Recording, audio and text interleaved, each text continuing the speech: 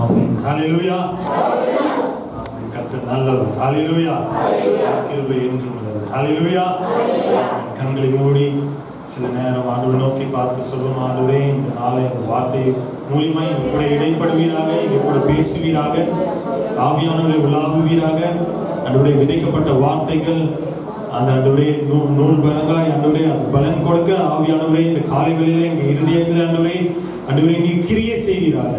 Thank you Jesus, thank you Jesus. Oh ribana shikhelele biandrano, ribana shikhalara biandrana, shikhalara biandrana, rimana shikhelele biandrano mana shikhalara bia. Oh ribana shikhelele biandrana, shikhalara biana. ஆண்டவரே வேதத்தின் ரகசியங்களை அறிய என் கண்களை திறந்தருள்வீராக, ஆவியானவரை இடைப்படுவீராக. Thank you Jesus. இந்த காலையில் வார்த்தையின் மூலமா எங்க கூட இடைப்படுவீராக. எல்லா துதிகளும் மகிமை உமக்கே செலுத்துகிறோம். இயேசுவின் மூலம் ஜெபம் கேளும் நல்ல பிதாவே. ஆமென். ஹalleluya. எடுத்துக்கொள்வோம் ஏசாயாவின் புத்தகம் 58ஆம் அதிகாரம் 14வது வசனம்.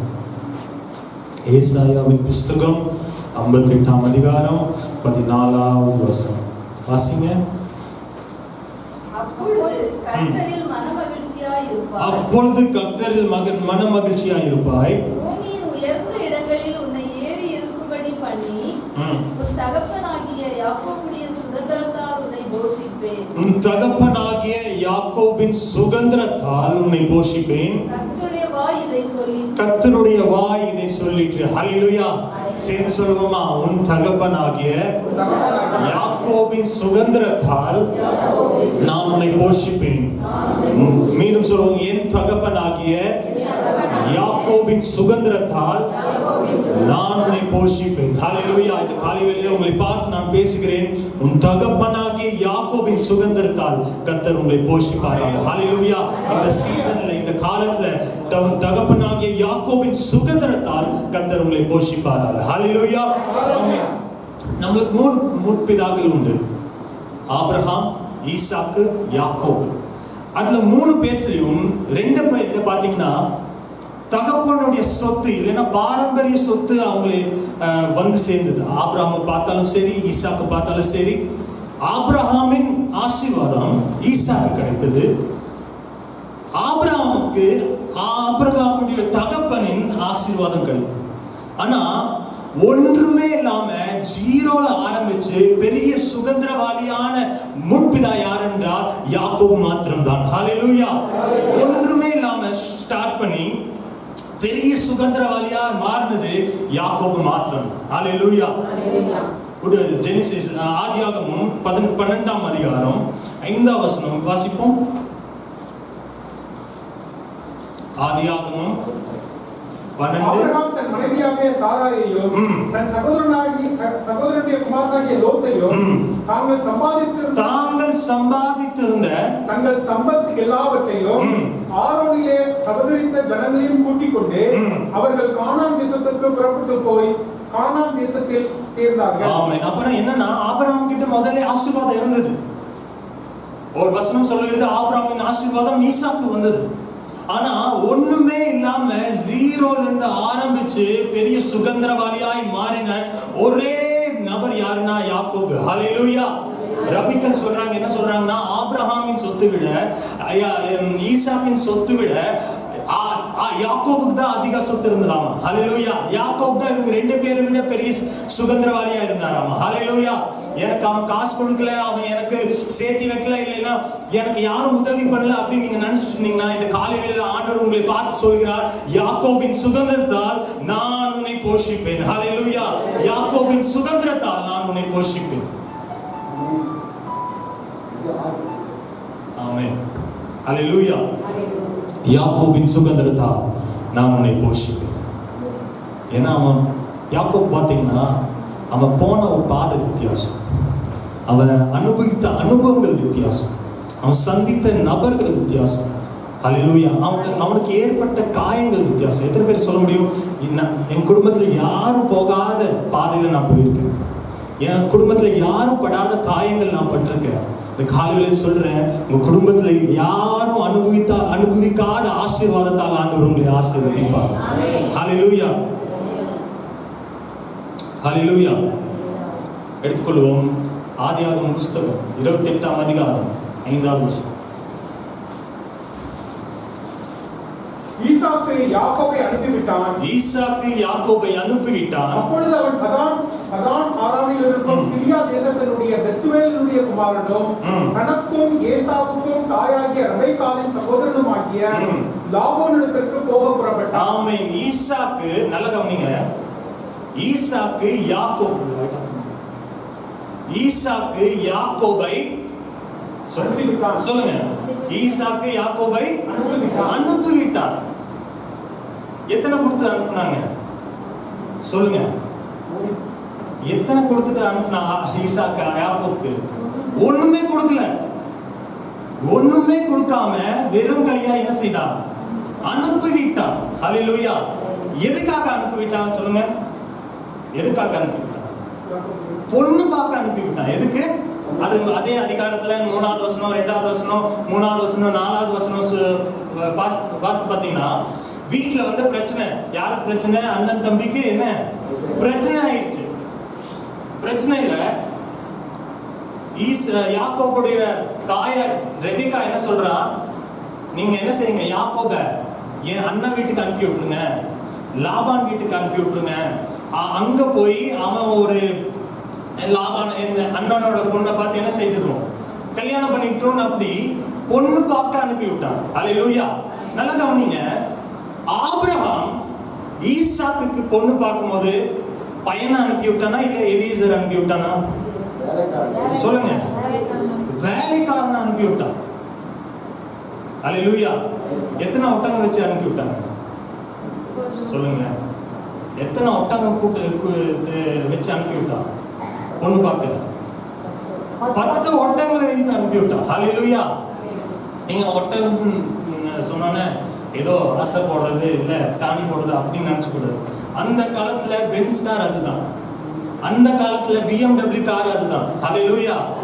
நீங்க நினைச்சு பாருங்க, 50-60 வருஷத்துக்கு முன்னாடி நம்ம ஊர்ல மாட்டு வண்டி தான் பெரிய வண்டியா இருந்துதான். அப்போ ஈசாக்கு ஆபிரகாம் ஈசாக்குக்கு பொண்ணு பார்க்கும்போது தன் வேலைக்காரனை அனுப்பி விடுறான். ஆனா இங்க ஈசாக்கு பாத்தீங்கன்னா தன் பையனை என்ன செய்யறான்? அனுப்பி விடுறான், வீட்டை விட்டு துரத்தி விடுறான். ரெபெக்கா என்ன சொல்றாங்கன்னா, ரெபெக்கா என்ன செய்வாங்கன்னா பைபிளுடைய கேரக்டருக்கு ஒரு பேர் வைப்பாங்க. அப்போ ஈசாக்கு யாக்கோபுக்கு என்ன பேர் வச்சாங்கன்னா அனுப்பி விடப்பட்டவன். அதுக்கு என்ன அர்த்தம்னா கை கழுவப்பட்டவன், வேண்டான்னு சொல்லி தள்ளி விடப்பட்டவன். ஹல்லேலூயா. ஈசாக்கு நினைச்சிருந்தா, நல்லா கவனிங்க, ஈசாக்கு நினைச்சிருந்தா தன் பையனுக்கு நல்லா என்ன செஞ்சிருக்கலாம்? கல்யாணம் பண்ணி வச்சிருக்கலாம். ரெபெக்கா சொல்றாங்க ஈசாக்கு கிட்ட இன்னியோட கணக்கின்படி 200 கோடி சொத்து இருந்ததாம். எத்தனை? 200 கோடிக்கு சொத்துக்கு அதிபதி தன் பையனை என்ன செய்யறான்? அனுப்பி விடுறான், தள்ளி விடுறான், அங்க கை கழுவி விடுறான். ஹல்லேலூயா. அதனாலதான் ஒண்ணுமே இல்லாம ஆரம்பிச்சு தேவனை மாத்திரம் நம்பி அவரை பிடித்து நடந்த யாக்கோபை கர்த்தர் ஆசீர்வதித்தார். ஹல்லேலூயா. இன்னைக்கு நீங்க சொல்லலாம் அனுப்பி விடப்பட்டவர்கள் இல்லைன்னா எனக்கு யார் உதவி செய்யாம யாருமே இல்லைங்க, எனக்கு ஹெல்ப் பண்ண யாருமே இல்லை, ஜனங்க என்னை கை கழுவிட்டாங்க, எங்க குடும்பத்துல இருக்கிற ஆட்கள் என்னை கை கழுவிட்டாங்க. இன்னைக்கு காலையில் உங்களை பார்த்து சொல்கிறேன், யாக்கோபின் சுதந்திரத்தால் கர்த்தர் உங்களை போஷிப்பார். ஹல்லேலூயா. யாக்கோபின் சுதந்திரத்தால் கர்த்தர் உங்களை திருப்திப்படுத்துவார். ஹல்லேலூயா. அவன் போன ஊர் பேர் என்னன்னா, அதே வசனத்தை மீண்டும் வாசிங்க. அவன் போன ஊர் பேர் என்ன? பதான் ஆராம். மீண்டும் வாசிங்க அந்த வசனத்தை. 28:5. ஈசாக்கு யாக்கோபை அனுப்பிவிட்டான்.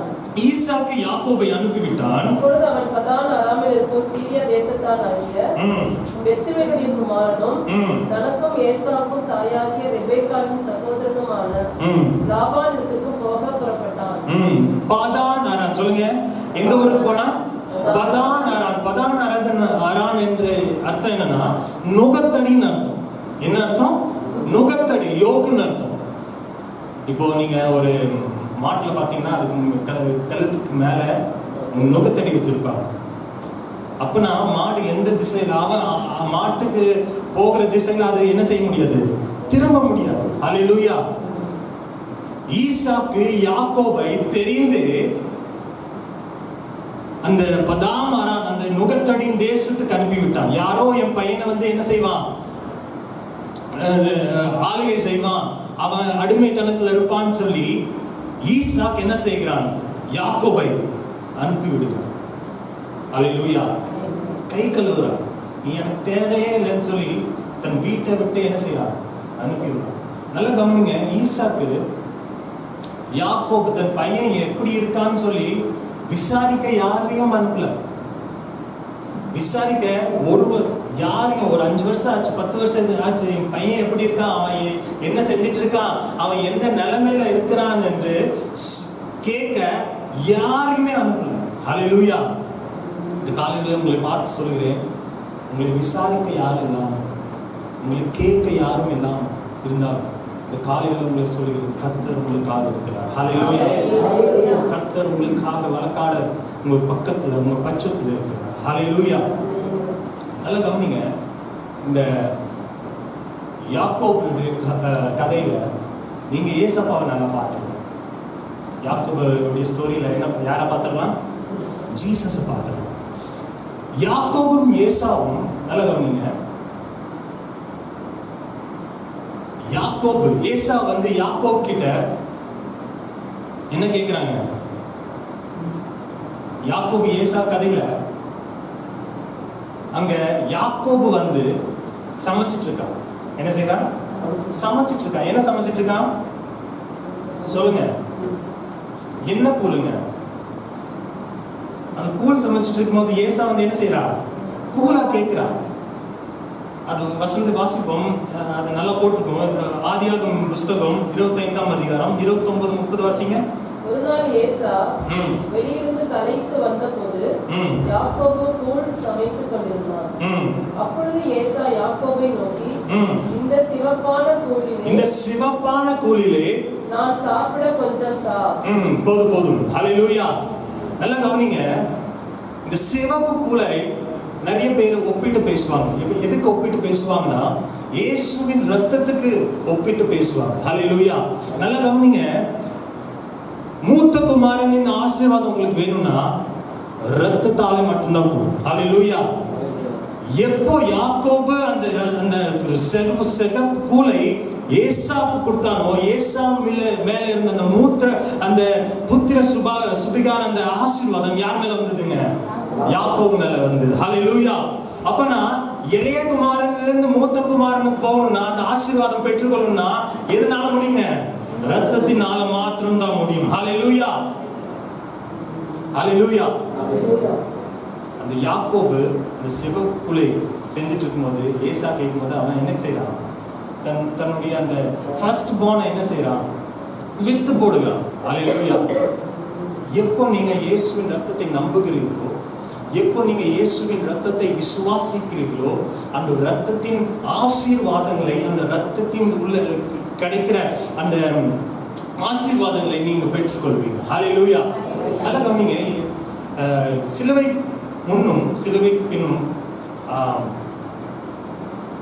இயேசு சீசர்களை நிறைய வித்தியாச பேர்களை கூப்பிடுவார். சீசர்களே என்று சொல்லுவாரு, வேலைக்காரர்களே என்று சொல்வாரு, அப்புறம் ஊழியர்களே என்று சொல்வார். ஆனா சிலுவைக்கு அப்புறம் ஆண்டவர் சீசர்களை பார்த்து சீசர்களே என்று சொல்ல, சகோதரர்களே என்று சொல்கிறார். ஹல்லேலூயா. ஹல்லேலூயா. சிலுவைக்கு அப்புறம், ரத்தத்தின் பரிமாற்றத்துக்கு அப்புறம் ஆண்டவர் உங்களை பொசிஷன் என்ன செய்யறாரு, மாற்றுகிறார். ஹல்லேலூயா. உங்க ஸ்தானத்தை ஆண்டவர் என்ன செய்கிறார், மாற்றுகிறார். உங்க ஆசீர்வாதத்தை ஆண்டவர் என்ன செய்கிறார், மாற்றுகிறார். ஹல்லேலூயா. அதே யோவான் எழுதின புஸ்தகம் 20ஆம் அதிகாரம் 17வது வசனம் சொல்லுது, வாசிங்க.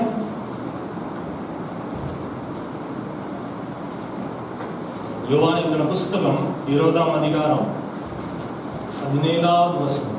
இயேசு அவரை நோக்கி, என்னை தொடாதே, நான் இன்னும் என் பிதாவிடத்திற்கு ஏறி போகவில்லை. நீ என் சகோதரனிடத்திற்கு போ. நீ என் சகோதரனிடத்தில் போய் நான் என் பிதாவிடத்திற்கும் உங்கள் பிதாவிடத்திற்கும் என் தேவனிடத்திற்கும் உங்கள் தேவனிடத்திற்கும் ஏறி போகிறேன். ஹல்லேலூயா. என்ன சொல்றாரு? சகோதரர்களே. ஹல்லேலூயா. அப்பனா சிலுவைக்கு அப்புறம், ரத்தத்துக்கு அப்புறம் ஆண்டவர் உங்களை ஊழியக்காரர் லிஸ்ட்ல இருந்து எடுத்துறாரு, உங்க வேலைக்காரர் லிஸ்ட்ல இருந்து எடுத்துறாரு. ஹல்லேலூயா. உங்களை பார்த்து நீ என் சகோதரே என்று சொல்கிறார். ஹல்லேலூயா. நல்லா கவனிங்க. இந்த பர்த் ரைட், இந்த ஸ்ரேஷ்ட புத்திர பாகம் என்னன்னா என்ன செய்வாங்கன்னா, இந்த ஸ்ரேஷ்ட புத்திர பாகத்துல என்ன செய்வாங்கன்னா, பைபிள்ல உதாரணத்துக்கு சொன்னா, ஒரு குடும்பத்துல 4 பிள்ளைங்க இருக்காங்கன்னு வச்சுக்கோங்க. எத்தனை பிள்ளைங்க இருக்காங்க? 4 பிள்ளைங்க இருக்காங்க. தகப்பன் கிட்ட ஒரு 100 கோடி சொத்து இருக்குங்க. அந்த என்ன செய்வாங்கன்னா, தகப்பன் என்ன செய்வாங்கன்னா, அந்த 100 கோடிய 4 பங்கா பிரிப்பாராம். 25 கோடி 25 கோடி 25 கோடி 25 கோடி 4 பங்கா பிரிச்சு என்ன செய்வாராமா, அந்த 3 பங்கு இருக்குல்லங்க, 75 கோடிய அது வந்து 4 பேத்துக்கு கொடுப்பாரு. புரியுதா? 75 கோடிய எத்தனை பேத்துக்கு கொடுப்பாரு? 4 பேத்துக்கு கொடுப்பாரு. அந்த மிச்சம் ஒரு பங்கு மிச்சமா இருக்கு இல்லைங்க, 25 கோடி, அது தூக்கி மொத்தமா யாருக்கு கொடுப்பாரமா? முதலாவது பையனுக்கு கொடுப்பாரு. அதுதான் சிரேஷ்ட புத்திர பாகம். ஹல்லேலூயா. ரத்தத்தின் அப்புறம், சிலுவைக்கு அப்புறம் நாம் இயேசுவின் கூட சிரேஷ்ட புத்திர பாகத்துல நம்ம ஷேர் பண்றோம். ஹல்லேலூயா. பழைய ஏற்பாட்டுல பாத்தீங்கன்னா எல்லாரும் அந்த 3 பங்கா சாப்பிட்டவங்க. ஆனா சிலுவைக்கு அப்புறம், ரத்தத்திற்கு அப்புறம் நாம் இயேசுவின் கூட அந்த சிரேஷ்ட புத்திர பாகத்தின் ஆசீர்வாதத்தை என்ன செய்கிறோம்? பெற்றுக்கொள்கிறோம். ஹல்லேலூயா. ஹல்லேலூயா. வசனம் சொல்கிறது, யாக்கோபின் சுகந்தத்தால் நான் உன்னை போஷி. ஹல்லேலூயா. இதே யாக்கோபு ஈசா கதையில நீங்க மீண்டும் இயேசு கிறிஸ்துவை பார்க்கலாம். ஹல்லேலூயா. நல்லா கவனிங்க. யாக்கோபு ஈசாக்கு முன்பாக ஏசாவாய் வேடமிட்டு ஈசாக்கு முன்பாக போய் சொல்லும்போது என்ன சொல்றானா, நான் யாரா வந்திருக்கேன்? ஏசா வந்திருக்கேன். ஹல்லேலூயா. ஆனா ஈசாக்கு என்ன சொல்றாரு? உன் சவுண்ட பார்த்தா என்ன தெரியுது? நீ யாக்கோபு மாதிரி இருக்க. ஆனா அவன் ஏசா என்ன சொல்ற, யாக்கோபு என்ன சொல்றான்? நானு ஏசாவாய் வந்திருக்கேன். ஹல்லேலூயா. அந்த ஏசாவின் வார்த்தை, அந்த பேரை கேட்டபோது யாக்கோபு அந்த ஆசீர்வாதத்தை அந்த யாக்கோபு மேல என்ன செய்யலாம்? ரிலீஸ் பண்ணுங்க. ஹல்லேலூயா. நீங்க எப்படிப்பட்ட நபரா இருந்தாலும் பிரச்சனை இல்லை. ஆனா எப்போ நீங்க தேவ சமூகத்துல வந்து பிதாவை பார்த்து நான் இயேசுவின் நாமத்தினாலே வருகிறேன் என்று எப்போ சொல்லுகிறீங்களோ, அப்போ பிதானவர் என்ன செய்வாரு? உங்க மேல ஆசீர்வாதத்தை கட்டளையிடுவார். ஹல்லேலூயா. சில நேரம் நல்லா கவனிங்க. சில நேரம் நம்மளுடைய டோன் வித்தியாசமா இருக்கலாம். நம்மளுடைய எப்படி ஈசாக்கு வந்து கண்டுபிடிக்கலாம், நீ என்ன செய்ய, நீ என்னவா இருக்க, நீ உன்னோட டோன் என்னவா இருக்கு, நீ யாக்கோபு மாதிரி இருக்கு. சில டைம் டோன் வித்தியாசமா இருக்கலாம். சில டைம் சபைக்கு வந்தவங்க உடைந்து போன நிலைமையில இருக்கலாம், கவலைப்பட்ட நிலைமையில இருக்கலாம். ஆனா எப்போதான் நீங்க தேவ சமூகத்துல வந்து பிதாவின் சமூகத்துல வந்து இயேசுவின் நாமத்தை அறிக்கை செய்கிறீர்களோ, இயேசுவின் நாமத்தை கூப்பிடுகிறீர்களோ, பிதானவர் அதை கனப்படுத்துகிற தேவனா இருக்கிறார். ஹல்லேலூயா. தன் ஆசீர்வாதத்தை உங்கள் மேல வர்ஷிக்கிற தேவனா இருக்கிறார். ஹல்லேலூயா. அதனால தான் வசனம் சொல்கிறது, என் நாமத்தினாலே எதை கேட்டாலும் பிதா நாமத்தின் மகிமைக்காக நான் உங்க வாழ்க்கையில செய்வேன் என்று ஆண்டவர் சொல்லியிருக்கிறார். ஹல்லேலூயா. ஹல்லேலூயா.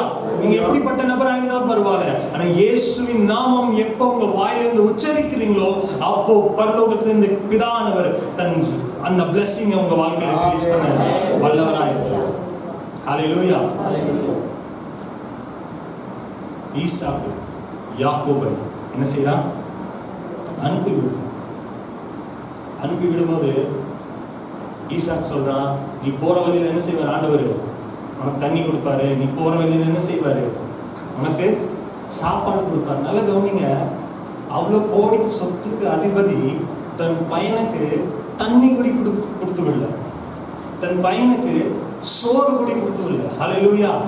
ஏன்னா ஈசாக்கு நல்லா தெரியும் யாக்கோபு இனி திரும்பி வரமாட்டான், யாக்கோபோட கரை முடிஞ்சது.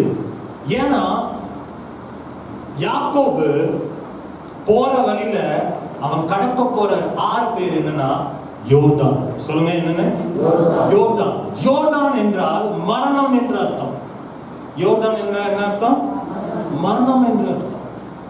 ஈசாக்கு தெரிஞ்சே யாக்கோபை என்ன செய்கிறான்? அனுப்பி விடுகிறான். நீ என் பையன் திரும்பி வர மாட்டான். ஏன்னா பேசிக்காவே ஈசாக்குக்கு யாக்கோபை பிளஸ் பண்ண ஹார்ட் இல்லை. அல்லேலூயா. ஆனா ஆண்டவர் இப்படிப்பட்டவன் நான் சொல்றேன், எந்த தகப்பன் தன் மகனை வேண்டான்னு சொல்லி கை கழுவி தள்ளி விட்டு அனுப்பி விட்டானோ, அதே மகனுக்கு முன்பாக 20 வருஷத்துக்கு கழிச்சு அதே தகப்பனுக்கு முன்பாக ஒரு பெரிய ஜாதியாய் ஆண்டவர் என்ன செய்கிறார்? யாக்கோபை நிறுத்துகிறார். ஹல்லேலூயா, ஹல்லேலூயா. யாரெல்லாம் உங்களை நீ ஒன்றுக்கும் உதவ மாட்ட என்று தள்ளி விடுகிறாங்களோ, அதே ஜனங்களுக்கு முன்பாக கர்த்தர் நம் தலையை உயர்த்துகிறது. அதே ஜனங்களுக்கு மத்தியில தன் கொம்பை, நம்மளுடைய கொம்பை உயர்த்துகிற தேவனாய் இருக்கிறார். ஹல்லேலூயா. அதே ஜனங்களுக்கு மத்தியில நம்மளை சாட்சியாய் நிறுத்துற தேவன் வல்லவராய் இருக்கிறார். ஹல்லேலூயா. நல்லது கவனிங்க. வசனம் சொல்கிறது, ஆதியாகமம் புத்தகம் 32ஆம் அதிகாரம் 10வது வசனம் வாசிக்க. இங்க யாக்கோபு சொல்கிறார், அடியேனுக்கு தேவரே காண்பித்த எல்லா தயவுக்கும் எல்லா சத்தியத்துக்கும் நான் எவ்வளவேனும் பாத்திரன் அல்ல. நான் கோலும் கையுமாய் இந்த யோர்தானை கடந்து போனேன். கோலும் கையுமாய் இந்த யோர்தானை கடந்து போனேன். இப்பொழுது இவ்விரண்டு பரிவாரங்களையும் உடையவனானேன். ஆமென். ஹல்லேலூயா. எப்படி கடந்து போனாமா? கோலும் கையுமாய் கடந்து போனேன். ஹல்லேலூயா. ஒண்ணுமே இல்லை யாக்கோபு கிட்ட, ஜீரோவா இருந்தான். ஆனா கர்த்தர் அவனை ஆசீர்வதித்தார். ஹல்லேலூயா. கர்த்தர் அவனை உயர்த்தினார், கர்த்தர் அவனை மேன்மைப்படுத்தினார். ஹல்லேலூயா. எத்தனையோ தடவை அவனுடைய மாமா வந்து அவனை சீட் பண்ணாரு. ஆனா அது எல்லா மத்தியிலும் கர்த்தர் அவன் கூடவே இருந்தார். ஹல்லேலூயா. நல்ல கவனிங்க. முதலாவது முறை யாக்கோபு அந்த யோர்தானை கடக்கும் போது அவன் பேர் யாக்கோபு. ஆனா மீண்டும் அதே யோர்தானை அவன் பெரிய ஜாதியாய் அவன் கடக்கும் போது அவன் பேர் இஸ்ரவேல். ஹல்லேலூயா. அவன் பேர் இஸ்ரவேல். ஹல்லேலூயா. நல்லா கவனிங்க. யாரெல்லாம் நீ செத்து போயிடுவ, நீ எதுக்கு உதவ மாட்ட, நீ அப்படின்னு நினைக்கிறாங்களோ, அதே ஜனங்களுக்கு மத்தியில நம் தலையை உயர்த்துகிற தேவனாய் இருக்கிறார். ஹல்லேலூயா. அதே ஜனங்கள் மத்தியில நம்மை ஆசீர்வதிக்கிற தேவனாய் இருக்கிறார். அதே ஜனங்களுக்கு மத்தியில நம்ம பேரை பெருமைப்படுத்துகிற தேவனாய் இருக்கிறார். ஹல்லேலூயா. 2 விஷயங்களை மட்டும் சொல்லி நான் முடிக்கிறேன். ஒன்னு யாக்கோபு பண்ணினது, இன்னொன்னு தேவன் யாக்கோபின் வாழ்க்கையில பண்ணினது மட்டும் சொல்லி நான் முடிக்க விரும்புகிறேன். முதலாவது, அவன் வாழ்க்கையில் ஆசீர்வாதம் சாதாரணமாய் வரல. அவன் வாழ்க்கையில, யாக்கோபின் வாழ்க்கையில ஒரு பெரிய சுதந்திரவாளியாய் மாறினது சாதாரணமாய் அவன் வாழ்க்கையில வரல. அவனுடைய கேரக்டர்ல ஒரு கேரக்டரை உங்களுக்கு தெரிஞ்சு கொடுக்க விரும்புகிறேன். ஆதியாகமம் புத்தகம் 32ஆம் அதிகாரம் அது 24வது வசனத்தை வாசிப்போம். யாக்கோபு பிந்தி தனித்திருந்தான். அப்பொழுது ஒரு புருஷன் பொழுது விடியும் அளவும் அவனோடே போராடி அவனை மேற்கொள்ளாததை கண்டு அவனுடைய தொடை சந்தை தொட்டார். போதும். ஹல்லேலூயா. நல்லா கவனிங்க. யாக்கோபுடைய ஒரு கேரக்டர் நான் காமிக்க விரும்புறேன். யாக்கோபு இஸ் a fighter. அவன் போராடுகிறவன். ஹல்லேலூயா. எப்படிப்பட்ட சூழ்நிலையா இருந்தாலும் அவன் போராடி ஜெயிக்கிற மனுஷனா இருந்தான். ஹல்லேலூயா. அவன் நல்லா கவனிங்க. 10 முறை அவங்க மாமா வந்து லாபான் வந்து அவனை ஏமாற்றுறாரு. ஆனா அவன் சோர்ந்து போகவில்லை. ஹல்லேலூயா. பொண்ணு கொடுக்கும் போது ஏமாத்துறாரு, ஆனாலும் அவன் சோர்ந்து போகவில்லை. He is a fighter. ஹல்லேலூயா. ஜனங்கள் கூடயும் போராடினா, தேவன் கூடயும் போராடி அந்த ஆசீர்வாதத்தை பெற்றுக்கொண்டார். ஹல்லேலூயா. வசனம் சொல்கிறது, புதிய யோவான் எழுதின புத்தகத்துல, மார்க் எழுதின புத்தகம், மத்தேயு எழுதின புத்தகம் சொல்கிறது, யோவான் ஞானஸ்தானம் பின்பு இதுவரைக்கும் பரலோக ராஜ்யத்தில் பலவந்தப்படுத்தப்படுகிறது. பலவான்கள் அதை என்ன செய்வார்கள்? மேற்கொள்வார்கள். ஹல்லேலூயா. ஆசீர்வாதங்களை பெற்றுக்கொள்ளணும்னா, நன்மைகளை பெற்றுக்கொள்ளணும்னா we have to become fighter. நம்ம ஒரு ஒரு போராடுகிற மனுஷனாய் மாறணும். ஹல்லேலூயா. ஜெபத்துல போராடுகிற மனுஷனாய் மாறணும். விசுவாசத்துல போராடுகிற மனுஷனாய் மாறணும். ஹல்லேலூயா. தேவன் மேல் நம்பிக்கையாய் இருக்கிற மனுஷனாய் நம்ம மாறணும். ஹல்லேலூயா. பொழுது விடியும் வரையும் அந்த தேவ தூதனை அவன் என்ன செய்யவில்லை? விடவில்லை. அவன் என்ன சொல்றான்? நீ ஆசீர்வதிக்காமல் நான் உம்மை விட மாட்டேன். அவன் சொல்றான், பொழுது வருது, ஜனம் வந்துருவாங்க, பாத்துருவாங்க. இருந்தாலும் அவன் காலை பிடித்து அதே ஸ்தானத்துல நின்றனால, அவன் போராடினால கர்த்தர் அவனை ஆசீர்வதித்தார். ஹல்லேலூயா. கர்த்தர் அவனை உயர்த்தினார். ஹல்லேலூயா. அதனால்தான் வசனம் சொல்கிறது, யாக்கோபின் சுதந்திரத்தால் நான் உன்னை போஷிப்பேன். கர்த்தருடைய வாய் இதை சொல்லிச்சு. ஹல்லேலூயா. நீங்க எது ஆசைப்படுறீங்களோ அது உங்களுக்கு கிடைக்காது. ஆனா நீங்க எதற்காக போராடி இருக்கீங்களோ அது உங்க வாழ்க்கை. ஹல்லேலூயா. நீங்க சொல்லலாம், இது நான் டிசர்வ் பண்றேன், இது நான் பெற்று, இதுக்கு நான் தகுதி உள்ளவன் அப்படி நீங்க சொல்லலாம். ஆனா அது சில டைம் அது கிடைக்காது. ஆனா எதுக்காக நீங்க போராடுகிறீங்களோ அது உங்க வாழ்க்கையில வரும். யாக்கோபுடைய ஒரு கேரக்டர், நிறைய கேரக்டர் இருக்கு, ஆனா ஒரு கேரக்டர், அவன் போராடுகிற மனுஷனா இருந்தான். ஹல்லேலூயா. போராடி சோர்ந்து போகவில்லை. நிறைய பேர் போராடுறாங்க ஆனா சோர்ந்து போயிடுறாங்க. ஆனா ஆசீர்வாதம் கிடைக்கிற வரைக்கும் போராடி ஜெயித்த ஒரு மனுஷன் யாக்கோபு. ஹல்லேலூயா. நீ என்னை ஆசீர்வதிக்காமல் நான் உண்மை என்ன செய்ய மாட்டேன். ஹல்லேலூயா. ஜெபத்துல போராடுகிற மனுஷனை நம்ம மாறணும். ஹல்லேலூயா. விசுவாசத்துல போராடணும். சில டைம் விசுவாசம் இல்லாத சூழ்நிலை கூட வரும். விசுவாசத்துல சோர்ந்து போன சூழ்நிலை கூட வரும். ஆனா கர்த்தருடைய வார்த்தை நம்மை தேற்றும். ஹல்லேலூயா. கர்த்தருடைய வார்த்தை நம்ம கிட்ட பேசும். விசுவாசத்துல போராடும். ஹல்லேலூயா. யாக்கோபு போராடி அவன் என்ன செய்தான்? அவன் அந்த ஆசீர்வாதத்தை பெற்றுக்கொண்டான். ஹல்லேலூயா. இரண்டாவது, ஆண்டவர் யாக்கோபு வாழ்க்கையில் செய்த ஒரு விஷயத்தை நான் காட்டி கொடுக்கிறேன். அதே அதே அதே அதே அதிகாரத்துல ஆதியாகமம் 32ஆம் அதிகாரம் 29வது வசனம். அப்பொழுது யாக்கோபு, உம்முடைய நாமத்தை எனக்கு அறிவிக்க வேண்டும் என்று கேட்டான். அதற்கு அவர், நீ என் நாமத்தை கேட்பானேன் என்று. 27வது வசனம். அவர், உன் பேர் என்ன என்று கேட்டார். யாக்கோபு என்றான். யாக்கோபு என்றான். அப்பொழுது அவர், உன் பேர் இனி யாக்கோபு என்னப்படாமல் இஸ்ரவேல் என்னப்படும். தேவனோடும் மனிதனோடும் போராடி மேற்கொண்டாயே என்றார். ஹல்லேலூயா. யாக்கோபுடைய கேரக்டர் பார்த்தோம். இனி ஆண்டவர் யாக்கோபு வாழ்க்கையில் என்ன செய்தார்னா, அவன் பேர் முதல்ல யாக்கோபா. யாக்கோபின் அர்த்தம் நம்மளுக்கு தெரியும், அவன் ஒரு ஏமாத்துக்காரன், திருடன் அப்படின்னு தெரியும். ஆனா ஆண்டவர் அந்த இடத்துல என்ன செய்கிறார்னா, அவனுடைய பேரை என்ன செய்கிறார்? மாற்றுகிறார். ஹல்லேலூயா. அவன் பேரை யாக்கோபிலிருந்து இஸ்ரவேலாய் மாற்றுகிறார். ஹல்லேலூயா.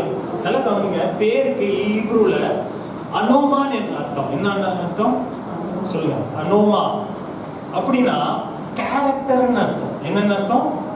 கேரக்டர்னு அர்த்தம். ஹல்லேலூயா. ஆண்டவர் என்ன செய்கிறார்னா, அந்த யோர்தானின் அந்த பகுதியில ஆண்டவர் அவனுடைய கேரக்டர் என்ன செய்கிறார்? அவனுடைய பேரை என்ன செய்கிறார்? அங்க ஒரு மாற்றத்தை ஆண்டவர் தருகிறார். ஹல்லேலூயா. அங்க ஒரு அவனுடைய சுபாவத்துல என்ன நடக்குது? ஒரு மாற்றத்தை ஆண்டவர் தருகிறார். ஹல்லேலூயா. கிறிஸ்துவ வாழ்க்கையில முக்கியமான மாற்றம் ஒன்று நடக்கணும்னா அது உங்க சுபாவத்தில் நடக்கும். ஹல்லேலூயா.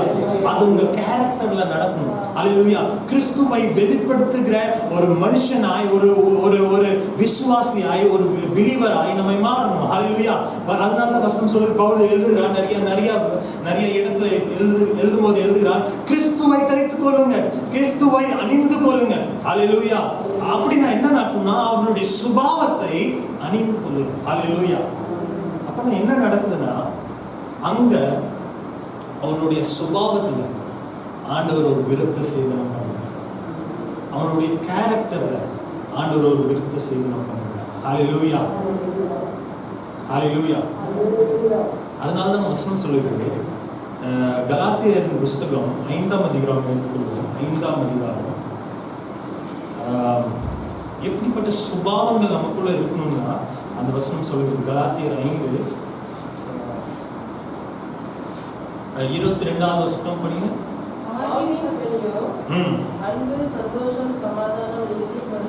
அன்பு, சந்தோஷம், சமாதானம், நீடிய பொறுமை, தயவு, நற்குணம், விசுவாசம், சாந்தம், இச்சை அடக்கம்.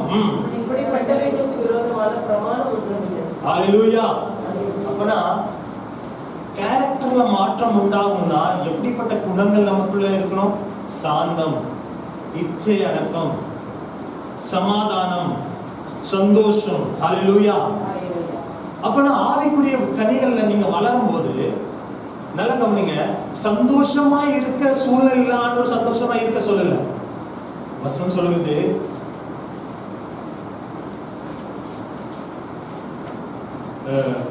அத்திமரம் துளிர் விடாமல் போனாலும், திராட்சை செடி கனி கொடுக்காமல் போனாலும் கர்த்தருக்குள் நான் எப்படி இருப்பேன்? மகிழ்ச்சியா இருப்பேன். ஹல்லேலூயா. இதுதான் ஆவிக்குரிய கனிகள். உங்க ஆவியில நீங்க வளரும் போது, இல்ல கிறிஸ்துவ வாழ்க்கையில வளரும் போது, கேரக்டர்ல ஒரு ஃபார்மேஷன் ஆகும்போது இந்த மாதிரி கனிகள் உங்க வாழ்க்கையில என்ன செய்யும்? வளரும். ஹல்லேலூயா. நிறைய பேர் திட்டும்போது நீங்க என்ன எப்படி இருப்பீங்க? சாந்தமா இருக்கும். எப்படி இருப்பீங்க? சாந்தமா இருக்கும். அதுக்கு என்ன அர்த்தம்னா, உங்க கேரக்டர்ல என்ன இருக்கு? ஒரு மாற்றம். உங்களுக்குள்ள என்ன செய்யுது? விருத்த சேதனம் செய்யுது. விருத்த சேதனம்னா அது எதுக்கு குறிக்குதுன்னா, அது மரணத்துக்கு குறிக்குது. ஹல்லேலூயா. அதனால பவுல் சொல்றா, ஐ டை டெய்லி, நான் தினமும் மரிக்கிறேன். ஹல்லேலூயா. என் இச்சைகளுக்கு நான் என்ன செய்கிறேன்? மரிக்கிறேன். என் சரீரமும் ஆத்மாவும் ஒரு யுத்தத்தில் இருக்கு. ஆனால் நான் ஆவியின்படி நடக்க என் சரீரத்தை ஒப்பு கொடுக்கிறேன் என்று வசனம் சொல்லுவாங்க. ஹல்லேலூயா. ஆண்டவர் அங்க யோர்தானின் அந்த பகுதியில ஆண்டவர் என்ன செய்கிறாரா? யாக்கோபு அங்க ஒரு விருத்த சேதனம் ஆண்டவர் செய்கிறார். ஹல்லேலூயா. அவன் சரீரத்துல அவன் பேரை, அவனுடைய கேரக்டரை ஆண்டவர் மாற்றுகிறார். ஹல்லேலூயா. அப்பனா இந்த கேரக்டர் ஃபார்மேஷன் எங்க நடக்கணும்னா, இந்த சுபாவ மாற்றம் எங்க நடக்கும்னா, தேவ பிரசன்னத்தில் மாத்திரம் தான் நடக்கும். ஹல்லேலூயா. ஆண்டவர் மாத்திரம் தான் உங்க சுபாவத்தை, உங்க கேரக்டரை, உங்க நற்குணத்தை ஆண்டவர் என்ன செய்வார்? மாற்றுவார். ஹல்லேலூயா. இந்த தேவ பிரசன்னத்தில் மாத்திரம் தான் சரீரம் செத்து போகும். தேவ பிரசன்னத்தில் மாத்திரம் தான் ஆண்டவர் உங்களை மாற்றும். நல்ல கவனிங்க. ஒரு சம்பவத்தை சொல்லி நான் முடிக்க விரும்புகிறேன். முதல்ல 1 சாமுவேல் புஸ்தகம் 15ஆம் அதிகாரம் 33வது வசனம். 1 சாமுவேல் 15ஆம் அதிகாரம் 33வது வசனம்.